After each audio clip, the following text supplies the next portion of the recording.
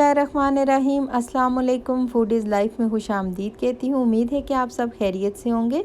आज मैं आपके लिए बहुत ही ज़बरदस्त सी रेसिपी लेकर आई हूँ चाँप पुलाव की। आज हम चाँप पुलाव बनाएंगे, मटन चाँप पुलाव बनाएंगे। ये बहुत ही ज़बरदस्त सा पुलाव बनता है और बिल्कुल निखरे निखरे चावल बनते हैं।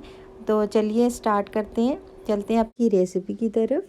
1 केजी मैंने मटन चाँप ली है और इसको मैंने अच्छे से धो के कुकर में डाल दिया है। अब कुकर में मैंने एक प्याज दरमियानी साइज़ की ली है और इसमें मैंने अदरक लहसुन के जवे लिए हैं और 3 अदद मैंने हरी मिर्चें ली हैं। अब कुछ ड्राई मसाले लिए।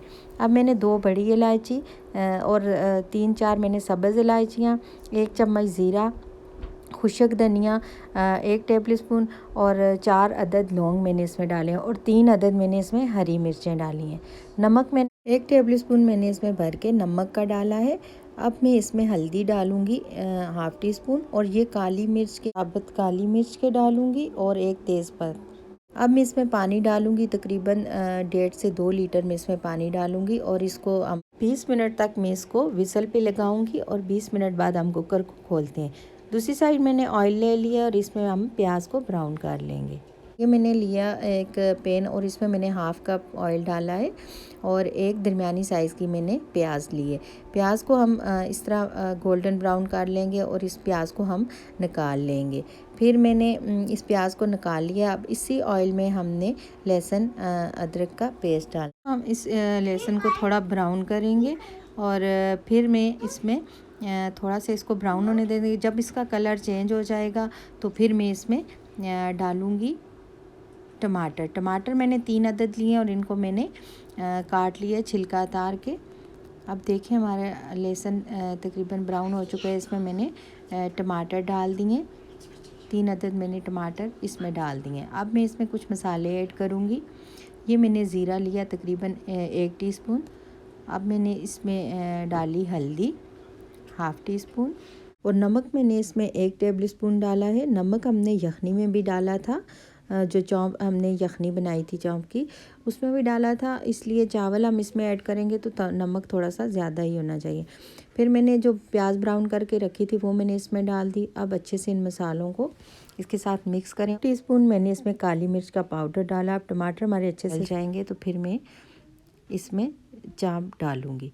ये चाँप हम यखनी में से निकाल लेंगे इस तरह और यखनी को हम ड्रेन करके रख देंगे।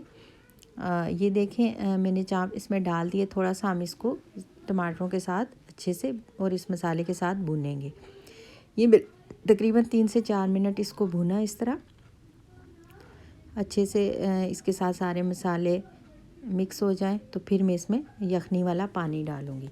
यखनी वाला पानी अगर कम हो तो फिर आप इसमें और पानी ऐड कर सकते हैं। मैंने 2 गिलास चावल लिए थे, भिगो के मैंने 2 घंटे पहले रख दिए थे और ये जो यखनी थी मेरे पास ये तकरीबन 3 गिलास है और 1 गिलास मैंने इसमें और पानी डाला था। अब देखें इस पानी में बॉयल आ चुका है।